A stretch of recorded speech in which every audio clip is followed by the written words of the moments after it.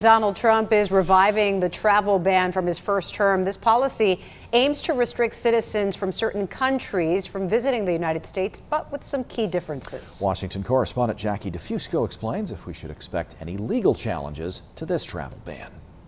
Well, Christine, Kenny, today I spoke to two advocacy groups who were involved in the legal battle around President Trump's first-term travel ban, and they raised major concerns around this new policy. But they also acknowledged that it may be more difficult this time around to challenge it in court. President Trump is bringing back his travel ban, now set to take effect on Monday. It can't come soon enough, frankly.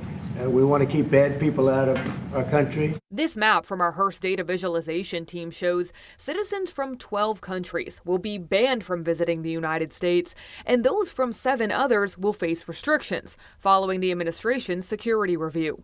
Among the national security threats, their analysis considered are the large-scale presence of terrorists, failure to cooperate on visa security, inability to verify travelers' identities. A similar policy during President Trump's first term caused chaos at airports and a clash in the courts. But in the end, the Supreme Court upheld revised restrictions, largely on Muslim-majority countries. Advocates involved in that legal battle tell us the new proclamation impacts a wider range of nations and includes more exceptions. The exceptions are great, but the overall impact of this policy is harmful and disastrous. Those exceptions include green card holders, dual citizens, those seeking visas through immediate family connections, athletes competing in the Olympics and World Cup, and refugees granted asylum. The fact that this iteration is more careful than the previous one doesn't make it just, doesn't make it right, doesn't make it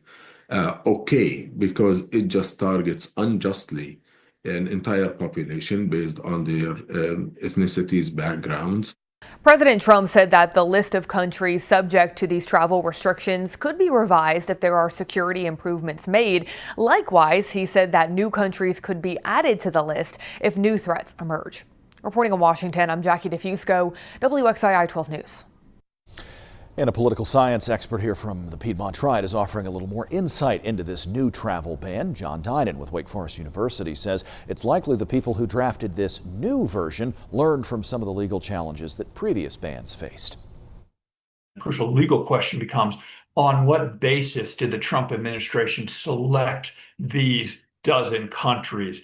The one thing that you could not do that is, what the Supreme Court said is to do that in regards to the religious composition or the ethnic composition of those countries. If you're doing it on those grounds, the courts would say that is an improper means of selecting countries which the ban applies to.